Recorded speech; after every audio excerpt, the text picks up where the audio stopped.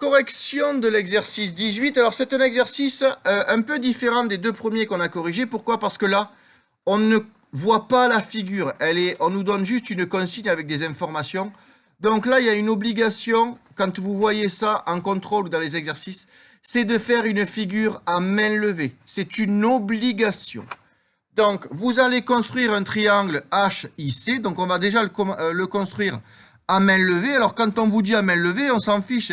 On construit un triangle. On n'a pas besoin de savoir comment il est. Bon, on sait que c'est HIC. Donc, HIC.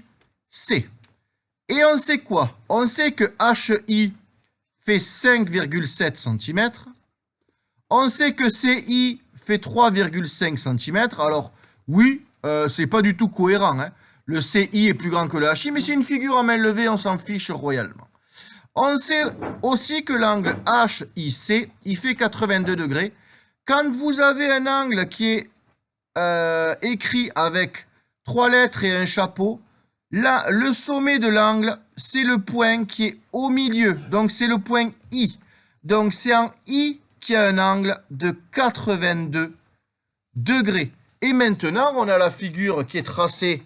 On n'a plus qu'à la reproduire sur notre cahier avec les outils. Ici, on va avoir besoin de la règle et du rapporteur. Donc, on va commencer par tracer le segment CI qui fait 3,5 cm. Donc, on va placer le point C ici. Alors, je vous invite à ne jamais construire un triangle. Enfin, c'est une convention qu'on met en place, les professeurs de maths.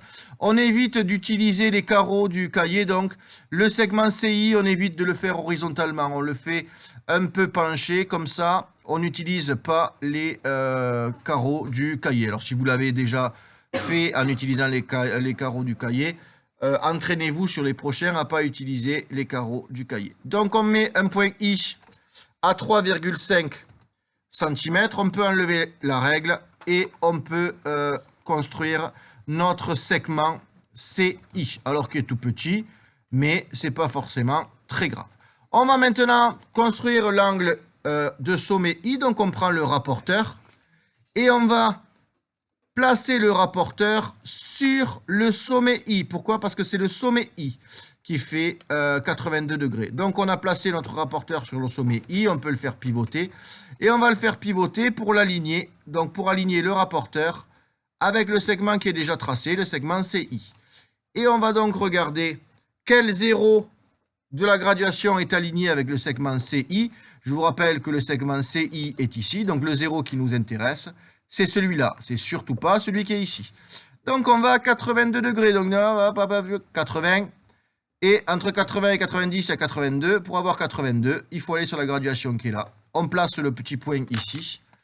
Et on sait que le segment qu'on va tracer ici fera bien 82 degrés. Donc, on n'a même pas besoin de faire de demi-droite. Pourquoi? Parce qu'on sait que le segment IH, il fait 5,7 cm.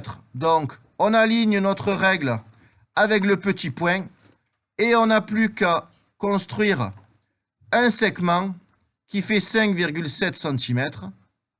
Hop, et qui va à peu près jusqu'à ici. Et on regarde bien qu'on soit aligné avec le petit point qu'on a fait. Donc, je vais réussir. Je pense qu'on est là. On soulève notre règle. On place notre point ici. C'est le point qui va s'appeler H. On ferme notre triangle.